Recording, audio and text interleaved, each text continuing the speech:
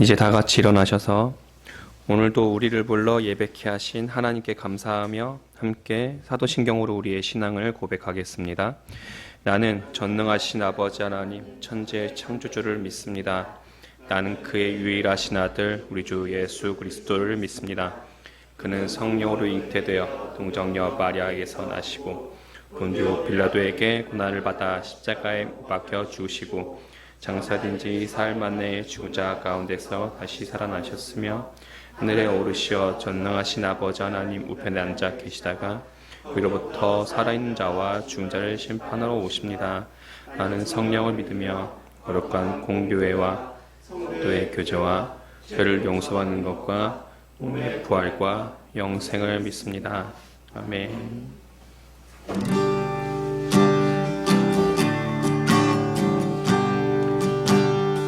내 백성이 나를 떠나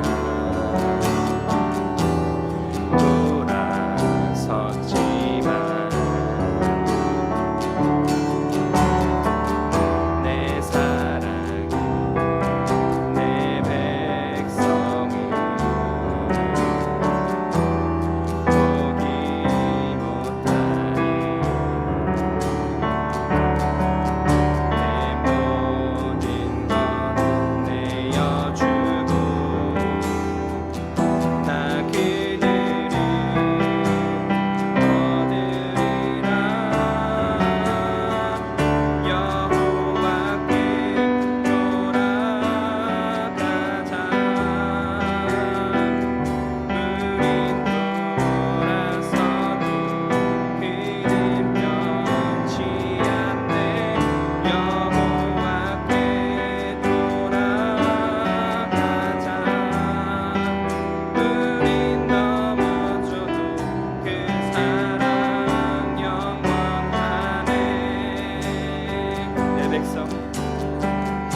내 백성 나를 떠나 돌아섰지만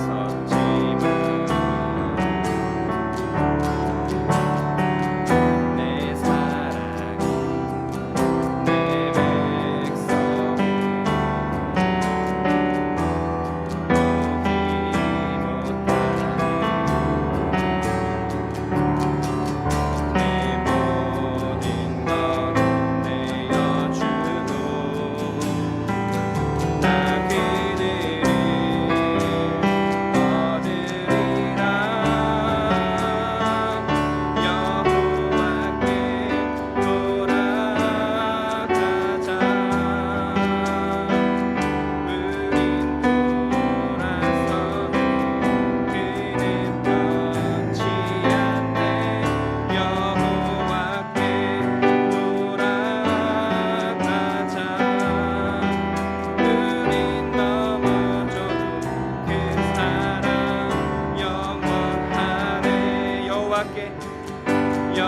여호와께 돌아가자. 우린 돌아서도 그는 변치 않네. 여호와께 돌아가자. 우린 넘어져도 그 사랑 영원하네. 사랑이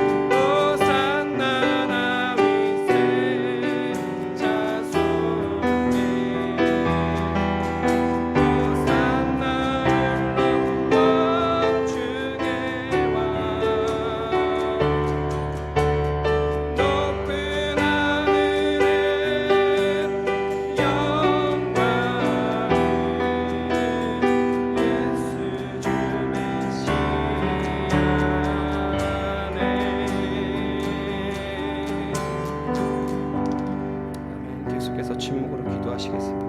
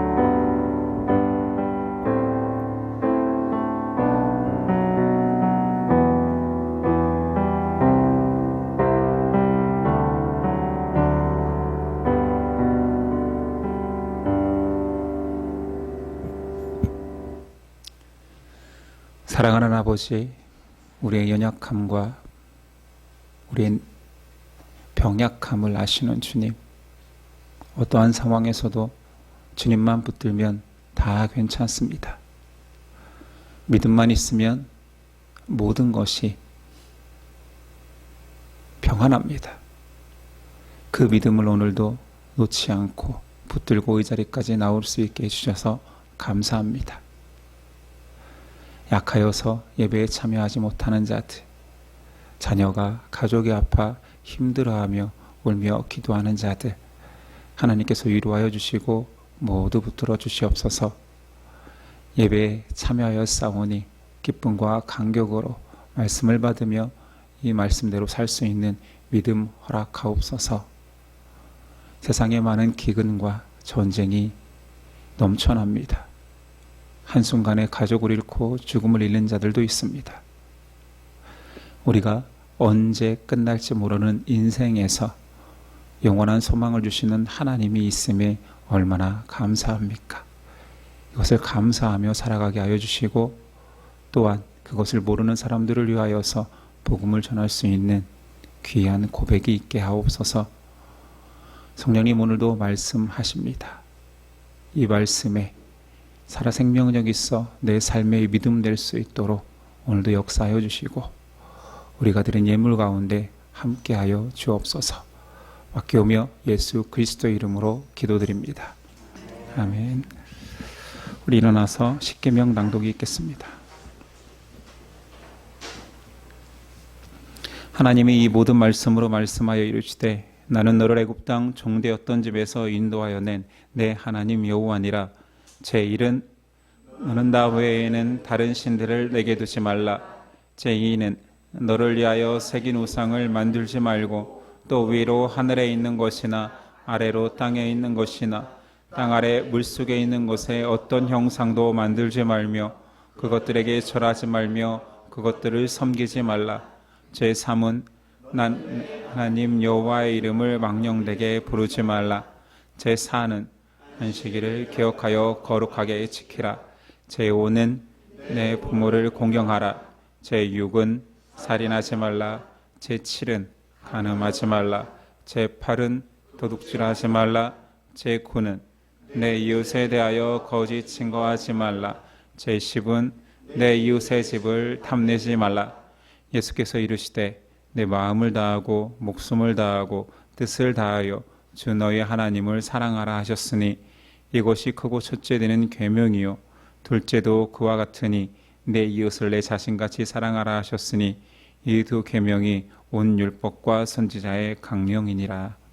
아멘.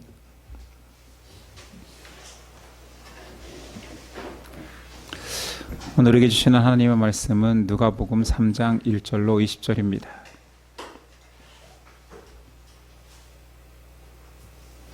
누가복음 3장 1절에서 20절까지 저와 여러분들이 한 절씩 교독하겠습니다.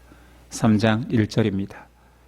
디베르 황제가 통치한 지 15해 곧 본디오 빌라도가 유대의 총독으로, 헤롯이 갈릴리의 분봉왕으로, 그 동생 빌립이 이두레와 드라고니 지방의 분봉왕으로, 루사니아가 아빌레네의 분봉왕으로,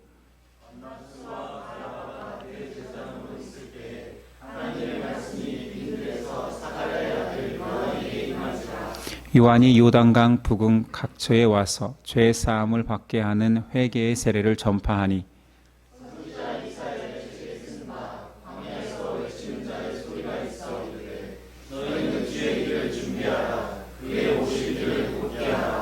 모든 골짜기가 메워지고 모든 산과 작은 산이 낮아지고 굽은 것이 곧아지고 험한 길이 평탄하여질 것이요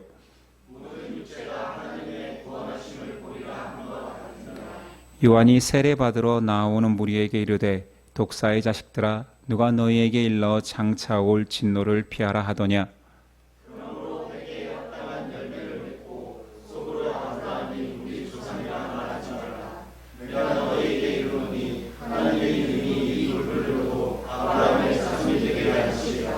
이미 도끼가 나무 뿌리에 놓였으니 좋은 열매 맺지 아니하는 나무마다 찍혀 불에 던져지리라.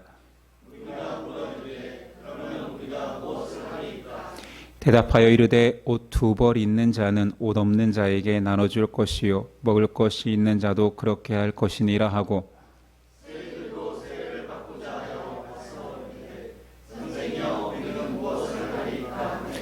이르되 부가 든 것 외에는 거두지 말라 하고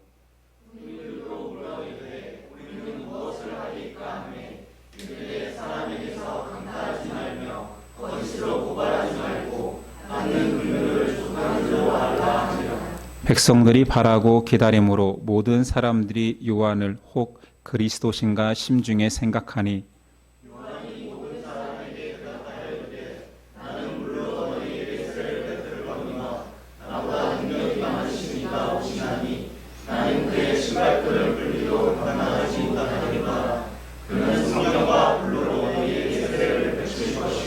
손에 키를 들고 자기의 타작마당을 정하게 하사 알곡은 모아 곳간에 들이고 쭉정이는 꺼지지 않는 불에 태우시리라.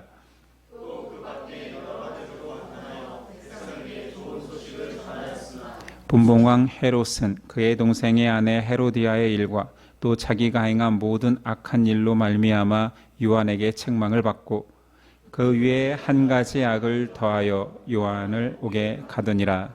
아멘. 오늘 말씀의 제목은 세례 요한의 메시지. 세례 요한의 메시지라는 제목으로 오늘 나누겠습니다. 오늘 말씀은 제목처럼 세례 요한 이야기입니다. 요한 앞에 세례를 붙이는 이유는 다 아시겠지만 예수님의 12 사도 중에 동일 이름인 요한이 있기 때문에 세례 요한과 사도 요한으로 구분합니다. 오늘 세례 요한의 사역의 시작점은 1, 2절에 그때의 때의 통치자를 묘사하며 시작합니다. 정치적으로는 로마 황제 티베리우스 15년, 그러니까 예수님 태어났을 당시에 로마 첫째 황제인 아구스도 다음 황제입니다. 유대 땅은 이스라엘을 다스리는 총독이 있었죠. 본디오 빌라도입니다. 로마 장군 폼페우스가 유대를 정복한 이후에 계속 속국으로 지내고 있습니다. 그리고 그 속국 안에 왕을 세웠으니 헤롯 대왕이라 하면 성경에는 전부 다 헤롯으로 기록되어 있지만 아버지 헤롯 대왕 때가 예수님 태어나던 때의 헤롯이고 지금은 분봉왕 헤롯은 안디바입니다. 그 아들 헤롯 안디바, 요한을 죽인 인물이지요. 그래서 헤롯 대왕 이후에 이스라엘 땅은 여러 네 군데로 나누어져서 오늘 이두레와 드라고니 지역은 헤롯 빌립이라고만 써 있었죠. 아빌레네의 지역은 루사니아가 통치하고 있습니다. 그러면서 대제사장, 종교인도 이야기하는데 안나스와 가야바. 대제사장은 종신직입니다. 죽을 때까지 하고 그 다음에 후계에 전하는 법인데 로마가 통치한 이후에 총독에 의해서 대제사장이라는 높은 직책을 임명하기도 하고 자르기도 했습니다. 안나스가 잘리고 그 사위 가야바가 대제사장으로 있습니다. 물론 더 상세하게 들어가면 안나스, 그의 아들도 대제사장이었으나 잠깐 하고 사위로 바뀌는, 그러니까 정치적으로 대제사장이 세워지고 있었던 거지요. 누가는 이 역사의 시간들을 기록하면서 이것이 얼마나 정확한 시점인가를 말하고 싶었던 것은 아닙니다. 오히려 누가가 강조하는 것은 마지막 절, 모두 하나님의 뜻 안에 있음을 강조하는 한 단어가 있으니 바로 빈들입니다. 하나님의 말씀이 빈들에서 사가랴의 아들 요한에게 임한지라. 시점은 객관성을 줄 수는 있지만 그것이 강조점이 아니라 공간인 빈들에 맞춰져 있습니다. 빈들, 광야는 단순히 물리적 장소를 말하는 것이 아니라 이스라엘 사람들에게는 광야, 빈들하면 이사야의 예언을 떠올리게 되어 있습니다. 그곳에서 선포될 하나님의 종말의 메시지가 있었기 때문에 특별한 종말론적 갱신의 장소가 되는 거지요. 세례요한 당시에도 이스라엘 사람들 중에 광야에 들어가서 메시아를 기다리는 부류들이 있으니 에세네파라고 합니다. 성경에 기록되지는 않죠. 성경에는 당을 이야기할 때 바리새인, 사두개인이 있지만 그들보다 더 보수적이고 경건했던 에세네파가 있습니다. 오늘 그 에세네파를 조금 설명해야지 요한이 광야에 있는 이유가 설명되게 좀 설명하려 합니다. BC 175년 이스라엘은 셀루쿠스 왕조 안티오쿠스 4세, 우리가 흔히 말하는 에피파네스에 의해서 지배당합니다. 이때 얼마나 흉악하게 이스라엘을 짓밟았는지, 수만 명이 학살당하고 남녀노소를 가리지 않고 학살당했고, 심지어 성전을 모독하기 위해서 이스라엘에서 터부시하는 돼지 피를 가지고 성전 제사를 감행하기도 했습니다. 그때 통치자가 대제사장도 마음껏 세우는 거예요. 자기 수족으로 세우는 거죠. 이스라엘이 과연 그런 상황에서 성전을 인정할 수 있었겠습니까? 그래서 경건한 유대인들은 사독 계열의 제사장 무리와 함께 이사야 40장 3절 외치는 자여 소리여 이르되 너희는 광야에서 여호와의 길을 예비하라 사막에서 우리 하나님의 대로를 평탄하게 하라라는 말씀을 붙들고 광야로 나갑니다. 광야에 나가서 우리는 신앙을 지키겠다, 성전은 인정할 수 없다 하면서 공동생활을 시작하죠. 이들이 에세네파입니다. 에세네파는 하나님이 보내실 메시아를 기다리며 도덕적이고 순결하며 단순화된 삶을 지향했습니다. 그들이 광야에서 가장 열심히 낸 것은 성경 필사와 주의 작업입니다. 그래서 그들에 의해서 만들어진 성경이 우리 세계사에서 기독교 역사에서 정말 중요한 사해사본을 발견하게 합니다. 1947년 아람의 염소지기가 굴을 하나 발견했는데 그곳에서 항아리가 나왔습니다. 항아리를 깨뜨렸더니 양피지가 나왔어요. 고고학자들이 그 양피지를 살펴보니 BC 200년부터 AD 200년까지의 귀한 문서들이 쏟아진 것입니다. 그 속에 구약 성경, 고대 히브리어 사본이 나왔습니다. 지금으로부터 2200년 전에 귀한 구약 사본이 나온 거지요. 그 전까지의 사본과 비교했더니 완벽하게 일치해요. 하나님의 섭리지요. 이것이 바로 그 유명한 사해사본입니다. 역사학자들이 이 사해사본이 왜 이런 광야 사막 한가운데 굴 속에 있느냐 연구해 보니 그들이 바로 에세네파에 속해 있던 쿰난 공동체였다는 것을 알게 되었습니다.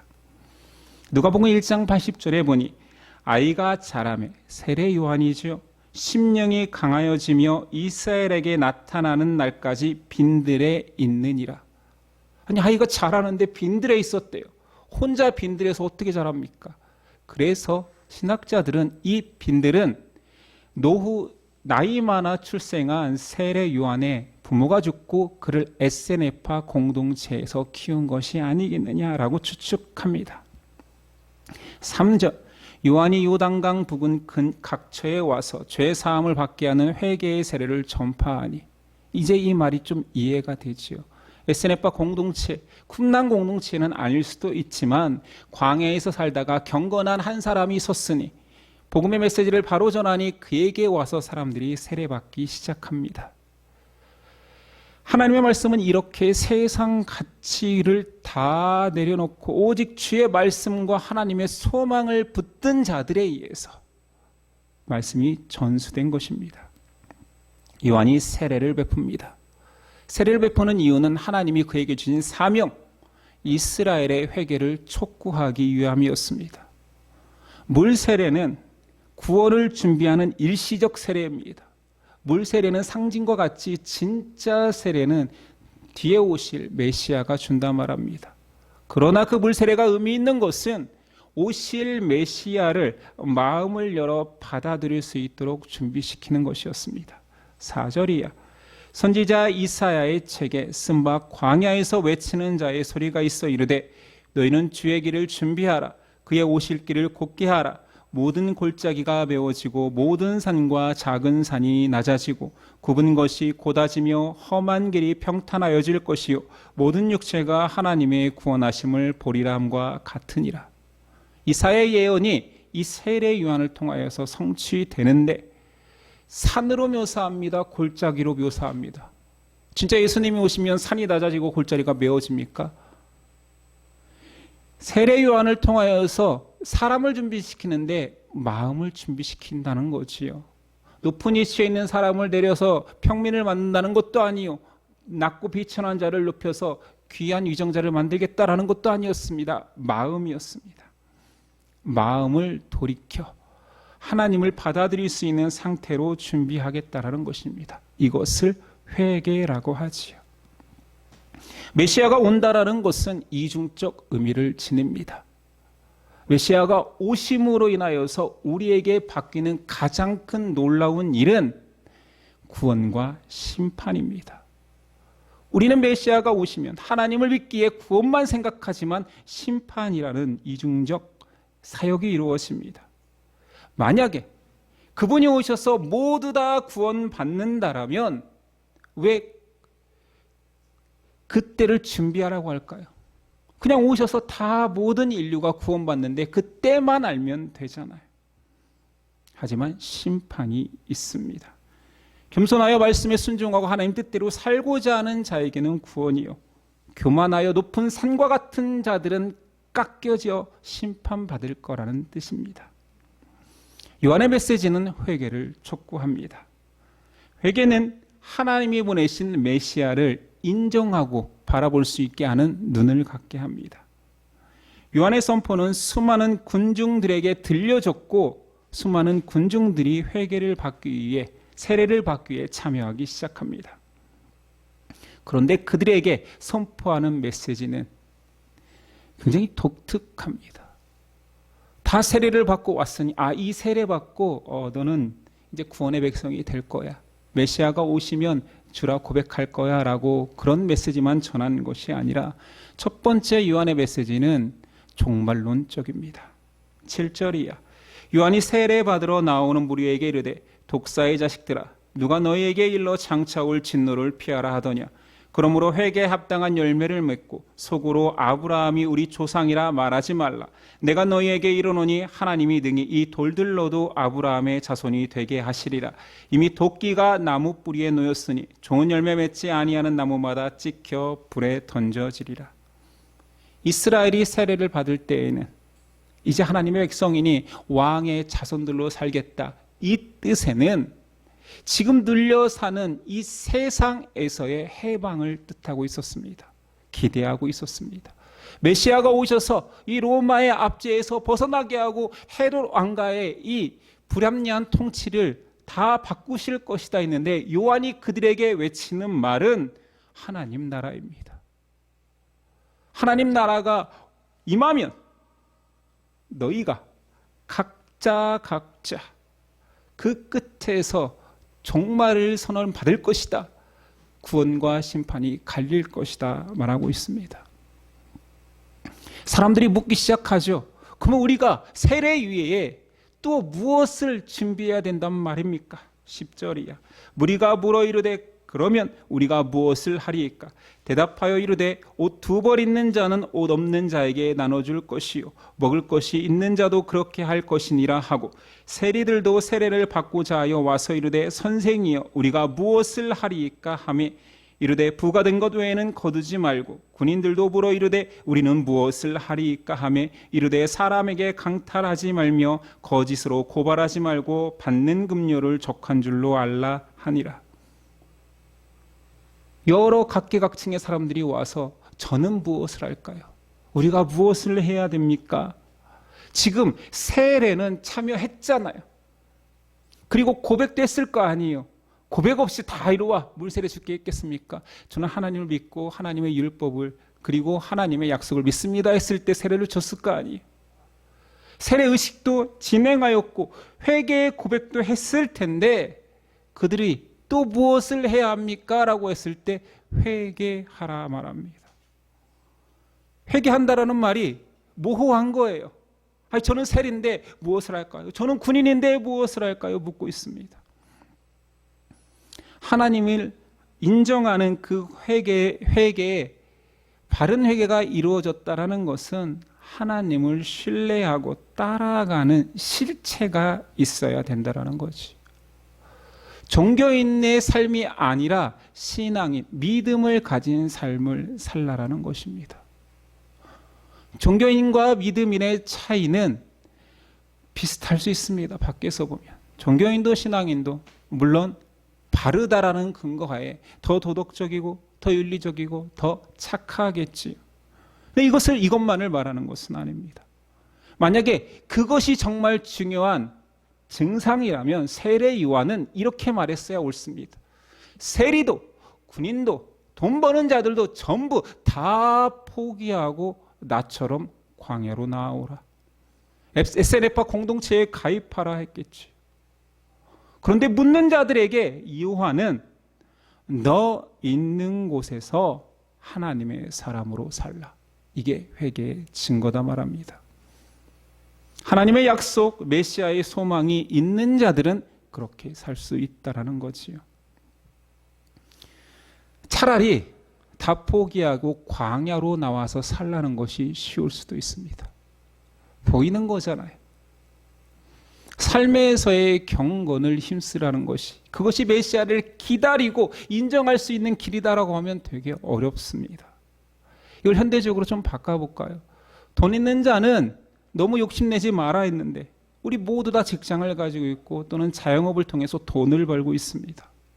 열심히 벌고 진급도 하고 연봉도 올라야 되고 많이 팔아 부자가 되어야겠지요. 그런데 열심 내라, 돈 버는데 열심 내라, 그러나 돈에는 관심을 갖지 마라, 이런 뜻 아닙니까? 세리에게 세금을 거둬라 했는데 많이 착복하지 말래. 이것은 그 당시에 세리의 하는 일을 좀 알아야 됩니다. 세리는 로마에서 세운 세리들입니다. 로마에 그러니까 상납금을 내고 나머지는 본인이 갖는 체계예요. 상납금만 채우면 나머지는 얼마든지 착복해서 부자가 될 수 있는 게 세리였습니다. 자, 몸을 아름답게 치장하는 사람에게 외모에는 관심 갖지 마라. 그래, 열심히 갖고 와라. 그러나 외모에는 관심 갖지 마라. 이 말하고 비슷하지 않나요? 오늘 말씀의 군인들에게 그래, 군인으로서 열심히 살면 힘을 얻잖아. 그런데 그 힘을 쓰지 마. 그 권력을 남용하지 마. 그걸로 사람을 억누르지 마. 세례 요한의 말은 이렇게 선문답 같습니다. 우리 속담에 까마귀 노는 곳에 백로야 가지 마라. 뭐 금묵자옥이라는 사자성어도 있지요. 그 곳에 있으되 까마귀랑 놀되 물들지는 마라. 먹을 가까이 하되 먹을 너 자신에게 묻히지는 마라. 이 얼마나 어려우면 속담으로도 사자성어로도 존재하겠습니까? 모두 다 아예 가까이 하지 말라고 하잖아요. 사람이 악하기에 돈이 있으면 갖고 싶고 힘이 있으면 쓰고 싶어집니다. 이게 죄성이지요. 그렇다고 우리가 모두 다 도시를 떠나 광야로 들어갈 수는 없습니다. 그럼 어찌 살라라는 말입니까? 광야에 살라라는 것이 아니라 다시 말하지만 믿음을 살라 말합니다. 이 비결을 잘 설명한 성경이 있으니 바울입니다. 빌립보서 4장 12, 13절. 나는 비천에 처할 줄도 알고 풍부에 처할 줄도 알아. 모든 일, 곧 배부름과 배고픔과 풍요와 궁핍에도 처할 줄 아는 일체의 비결을 배웠노라. 내가 능력 주시는 자 안에서 내가 모든 것을 할 수 있느니라. 모든 것을 할 수 있는 힘이 어디 있다고요? 능력 주시는 자, 외부적 절대자의 힘에 의해서만 가능한 것이라고 답을 줍니다. 그러니까 결국은 또 믿음인 거지요. 내가 할 수 있는 것이 아니라 능력 주신 자 안에서라면 믿음의 삶을 살 수 있습니다. 요한도 그 의미를 정확히 알기 때문에 말씀의 그 다음 절이 중요합니다. 메시아에 대한 고백이죠. 15절이야. 백성이 바라고 기다림으로 모든 사람들이 요한을 혹 그리스도신가 심중에 생각하네. 요한이 모든 사람에게 대답하여 이르되 나는 물로 너희에게 세례를 베풀거니와 나보다 능력 많으신 이가 오시나니 나는 그의 신발끈을 풀기도 감당하지 못하겠노라. 그는 성령과 불로 너희에게 세례를 베푸실 것이요 손에 키를 들고 자기의 타작마당을 정하게 하사 알고 근모와 곡간에 들이고 쭉정이는 꺼지지 않는 불에 태우시리라. 만약에 개인적 경건이 개인의 도덕적인 삶이고 내가 할 수 있는 수행이라면 그 바로 다음에 메시아를 전할 필요가 없습니다. 나를 따르라 했겠지요. 그런데 요한은 당신이 메시아입니까? 아니라. 당신처럼 살아야 됩니까? 아니라. 요한은 회개를 외칠 뿐 나중에 오시는 그분은 그 죄를 온전히 도말시키는 분이다. 요한은 심판에 대해서 경고할 뿐이지만 그분은 세상을 심판할 주체라 말합니다. 그러면서 요한이 사람들이 못 알아들을까 봐 예화를 쓰는 거지요. 그 격차를 설명합니다. 어떻게 메시아와 나를 비교할 수 있느냐? 그분에 비하면 나는 종 중에서도 가장 미천한 종, 주인의 신발끈을 묶고 푸는 그런 위치도 안 돼. 창조주와 피조물의 관계의 간격을 설명하는데 이것도 못 알아들을까 봐 더 큰 간격을 이야기합니다. 그분은 손에 키를 들고 알곡과 쭉정이를 가르는 분이시야. 자, 그분이 키를 잡은 농부라면 우리는 누구입니까? 그 키 안에 들려진 알곡과 쭉정이 곡식한 나달이거나 심지어 쭉정이일 수 있는 티끌이라는 것이지요. 신앙인의 겸손은 미덕이 아닌 절대자 앞에서의 경건입니다. 신앙인의 도덕은 수련과 수양이 아닌 절대자 앞에서의 순종입니다. 이 차이가 너무 크지요. 이것을 복음이라 말합니다.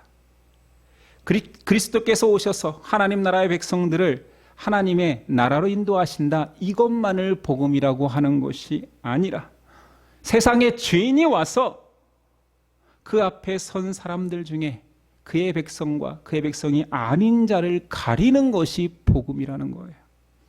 9절 이미 도끼가 나무 뿌리에 놓였으니 좋은 열매 맺지 아니하는 나무마다 찍혀 불에 던져지리라. 현대 기독교는 이 말씀은 삭제합니다. 도끼가 바로 네 발밑을 찍고 있어. 네가 진짜인지 가짜인지 구분할 거야. 17, 18절 손에 키를 들고 자기의 타작마당을 정하게 하사 알곡은 모아 곡간에 들이고 쭉정이는 꺼지지 않는 불에 태우시리라. 또 그 밖에 여러 가지로 권하여 백성에게 좋은 소식을 전하였으나 나오지요. 정확히 사용합니다. 백성에게 좋은 소식을 전하는 좋은 소식 복음은 구원과 심판이 있다입니다. 우리가 신앙 안에 속해 있고 교회를 다니기 때문에 착각하는 것이 있습니다. 복음은 세상 모든 사람들에게 기쁘고 좋은 소식이라. 내가 그렇게 들었기 때문에 모두에게 그럴 거라고 생각하는 거지요. 물론 전도할 때는 그 소식을 전해야 되겠지요. 기쁘고 좋은 소식, 죄를 해결하고 하나님의 백성이 되는 길이 있습니다. 그러나 그 반대에 그 길을 택하지 않는다라면 영원한 심판과 사망이 있습니다. 세례 요한은 세례받으러 오는 많은 이들의 심증을 회의적으로 본 것 같아요. 그래서 독사의 자식들아 라고 심한 말을 합니다. 진정한 회개는 하나님을 인정하고 고백하는 변화된 마음을 가지고 있길 요구합니다. 이 변화를 요구하기에 이 변화가 싫은 사람들이 있습니다. 19, 20절. 분봉왕 헤롯은 그의 동생의 아내 헤로디아의 일과 또 자기가 행한 모든 악한 일로 말미암아 요한에게 책망을 받고 그 위에 한 가지 악을 더하여 요한을 옥에 가두니라. 성경을 조금만 아는 분들은 이 헤로디아와 요한의 관계, 결국은 어떻게 끝맺어지는지 다 알고 있습니다. 헤롯은 앞에 설명한 분봉왕 헤롯 안디바의 동생의 딸이니까 조카지요. 원래는 조카입니다. 그리고 또 다른 이복 동생 다른 분봉왕 헤롯 빌립의 아내입니다. 그러니 제수지요. 그러니까 조카이자 제수인 그 여인과 결혼하기 위해서 자기도 이혼하고 그쪽도 이혼시키고 여인을 취한 것입니다. 이스라엘의 왕이, 하나님의 백성이라 자처하는 이스라엘의 왕이 율법에서 그만 두 가지, 근친 결혼과 이혼법을 위배한 것이요. 세례 요한은 이것을 비난합니다. 왜냐하면 그가 하나님께 받은 사명이 회개니까요. 이스라엘의 머리부터 회개하라. 너희가 율법을 무시하니 백성들이 모두 다 율법을 무시하고 사는 거 아니냐 계속 외치니 눈에 가시가 되어 결국 죽습니다. 그는 메시아로 오해받을 만큼 사람들의 존경을 받지만 역사 속에서 또는 개인의 인생사 속에서는 정말 비참하게 퇴장합니다. 성경이 이 일을 왜 기록하느냐? 그렇게 경건하게 살면 이 꼴 당한다입니까? 아니요. 괜찮다입니다. 이런 인생이어도 괜찮다. 아니, 오히려 예수님은 더 힘을 실어줍니다. 자신의 사명을 감당한 그는 내가 인정하겠다. 누가복음 7장 28절. 내가 너희에게 말하노니 여자가 낳은 자 중에 요한보다 큰 자가 없도다. 그러나 하나님 나라에서는 극히 작은 자라도 그보다 크니라 하시니. 앞에 말은 인정인데 뒤에 말은 또 약간 모호합니다. 그가 아무리 세상에서 높은 자, 귀한 자라고 내가 인정하더라도 그건 세상에서, 너희가 만약에 하나님의 백성이 된다면 지극히 작은 한 사람도 그보다 크다. 물론 이 말로 세례 요한이 하나님 나라 백성이 못 되었다라는 말은 아닙니다. 그만큼 하나님 나라 백성이면 세상에 어떤 지금도 어떤 무가치한 학살을 당해도 괜찮다라는 뜻이지요. 인생에서 중요한 거, 여러분들이 가지고 있는 목표와 소망 다 있습니다. 세상이 장려하고 그리고 대화하는 기대치가 있지요. 신앙인에게 가장 가치 있는 목표는 하나님의 백성입니다. 요한은 예수 그리스도를 소개하고 쓸쓸히 역사와 개인사 속에서 사라져 가지만 하나님 나라에서는 영광스러운 재입장이 시작됩니다. 이것이 누가복음에서 요한의 스토리를 길게 기록한 이유입니다. 누가는 요한과 예수님을 계속 교차적으로 반복하여서 상세히 기록합니다. 요한의 출생예고, 예수님의 출생예고, 요한의 출생, 예수님의 탄생, 요한의 사역, 그리고 예수님의 공생애의 시작을 계속 대조하고 있습니다. 이는 여러분들도 지난 설교든 아니면 상식이 있으면 알다시피 구약의 마지막 선지자로서 구약 사람으로 대표되는 세례 요한이 퇴장함과 동시에 신약을 대표하는 예수 그리스도의 등장을 부각시키기 위함입니다. 세례 요한을 통해 예수께로 연결되는 하나님의 구속사를 통해 신구약을 단절된 책이 아닌 연결된 책으로 만드신 것이지요. 그러나 요한을 그런 도구로만 사용한 것이 아니라 복음의 참 메시지를 마지막에 전하게 합니다. 왜냐하면 그는 예수를 전하기 위해 준비된 자잖아요. 예수가 누구입니까? 복음, 참된 말씀 아닙니까? 그러니 그를 소개할 때 바로 전해야 됩니다. 그래서 세례 요한이 구약적으로도 대단한 것입니다. 구약의 모든 하나님의 말씀을 가지고 마지막 종착점에서 보지 않은 예수 그리스도를 완벽하게 바르게 복음으로 설명한 것이지요. 그는 예수를 인간적으로 몰랐지만 하나님의 메시지는 정확히 꿰뚫고 있었습니다. 참된 진리를 가진 자가 진리를 말할 수 있습니다. 세례 요한이 사람들로부터 높아질 때 그는 얼마든지 자신을 드러낼 수 있었으나 나는 아니라 말합니다. 세례 요한의 메시지는 오직 메시아가 구원주며 심판주라는 사실을 벗어나지 않습니다. 평생 광야에서 살며 메뚜기와 석청만 먹으며 사명을 감당했던 그가 예수님의 전령으로 살아갔기 때문에 예수님의 등장을 울리는 빵빠레를 부는 자라면 응당 존경받고 영광스러운 퇴장을 해야 되는데 쓸쓸한 퇴장을 합니다. 예수님의 광채에 그 빛을 잃어 가리워져도 그늘 안에 들어가도 괜찮다라는 거지요. 사명자이기 때문입니다. 하나님께서 주신 그 사명을 완수하면 하나님께서 기뻐하시기 때문입니다. 그래서 쓸쓸한 퇴장임에도 아름다운 등장이 될 수 있습니다. 우리는 이 메시지 속에서 복음을 다시 한번 기억해야 됩니다. 복음은 듣기 좋은 소리, 예수 믿으면 천국 가요, 예수 믿으면 형통해요 정도가 아니라 그분이 오시면 이루어질 세상에 천지개벽할 만한 사건을 이야기해야 됩니다. 피조물들이 양과 염소로 갈린다. 구원과 심판이 있다. 회개하고 마음을 준비하여 하나님을 받아들일 마음이 된 사람들은 그의 백성이 된다입니다. 이것이 변치 않는 진리인 거지요. 여러분에게는 어떤 복음이 들려지고 있습니까? 교회 다니면서 어떤 복음에 감격하며 기뻐했습니까? 심판 없는 구원만을 바라보고 있지는 않았습니까? 아무 회개도 없이 교회 다니기만 하면 주어지는 천국 티켓처럼 바라보고 있지는 않습니까? 예수님은 메시아로 오셨습니다. 그가 메시아임을 세례 요한을 통해서 증거하셨습니다. 그 메시지는 너무 정확하여서 두렵기까지 합니다. 세상의 모든 사람을 두 가지로 구분할 거야. 구원받는 자와 영원히 구원받는 자와 영원히 심판받는 자입니다.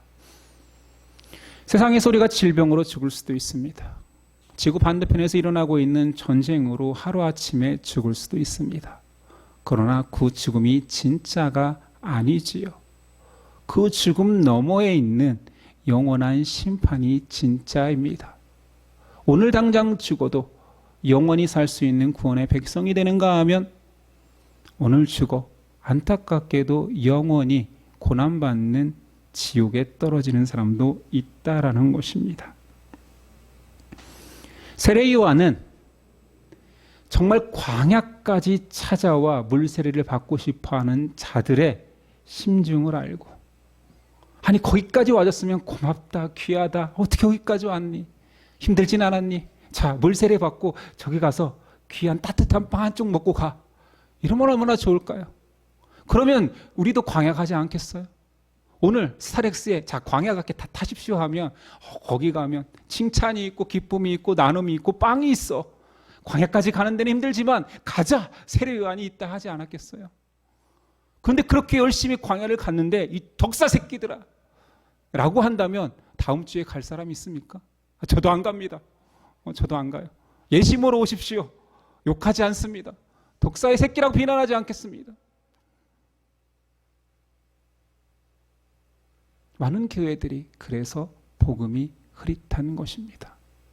우리 욕먹어 싸잖아요. 독사의 새끼가 아니라 한국식 욕 있잖아요. 그 멍멍 이거 있잖아요. 이거 들어 싼 사람들이잖아요. 이것이 복음입니다. 너희 정체를 밝혀라. 회개하였느냐? 하나님의 말씀대로 살아가고 있느냐? 살기 위해서. 하나님 말씀을 붙들고 살기 위해서 노력하고 있느냐? 아니 그 소망이 있기 때문에 그 모든 힘듦을 감수할 수 있느냐? 계속 묻고 있습니다. 예수님도 결코 나만 따라오면 된다라고 말하지 않고 나를 따라오너라. 제 십자가를 지고 나를 따르라. 오늘도 말씀하십니다. 기도하겠습니다. 주님 감사합니다. 우리에게 들을 길을 주시고 볼 수 있는 눈을 주셔서 세례 요한의 메시지가 들리게 하여 주심에 감사합니다. 예수 따르는 기쁜 소식이 준비되었기 때문에 우리는 아멘으로 받아들일 수 있습니다. 그런데 자격이 없기에 부족하기에 얼마나 떨리는 아멘입니까?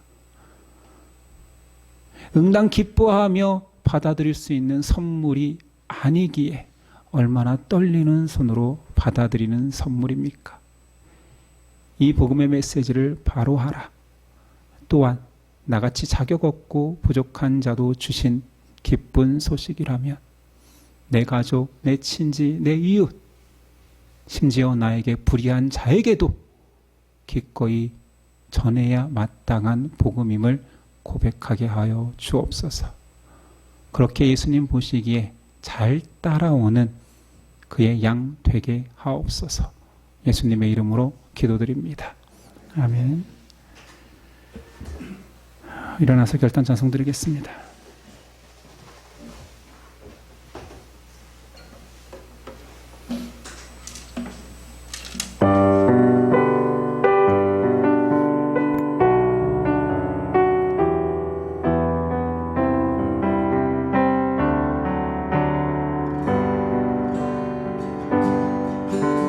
당신은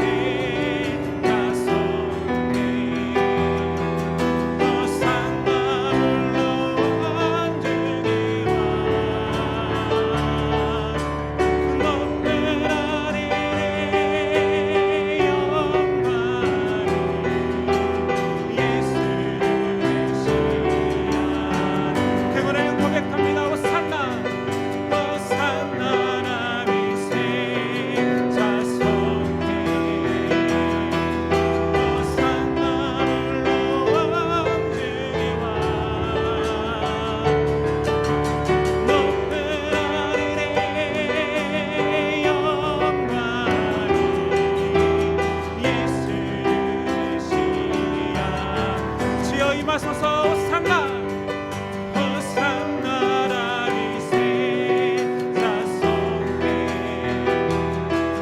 호산나 불러 왕중의 왕 높으라는 내 영광을 예수를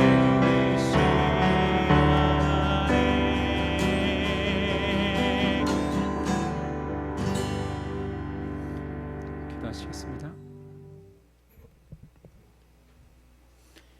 이제는 우리 주 예수 그리스도의 복음이 되신 사랑과 그 아들을 희생시키면서까지 우리를 붙들어주시는 하나님의 은혜와 성령의 교통하심이 지금부터 영원까지 함께 하시기를 간절히 축원하옵나이다. 아멘.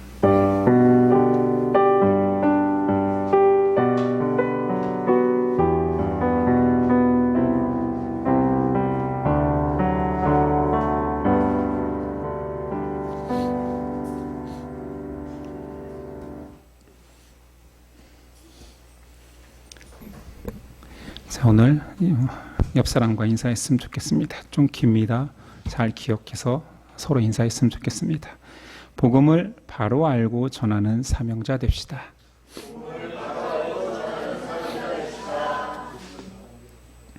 예, 또 하셔도 됩니다. 오늘 오후는 운동 교제입니다. 그리고 지난주에 전체 모임에서 이루어진 일에 대해서는 여러분들이 참여하신 분들이 잘 설명해 주셨으면 좋겠습니다. 예배를 마치겠습니다. 한 주간도 승리하십시오.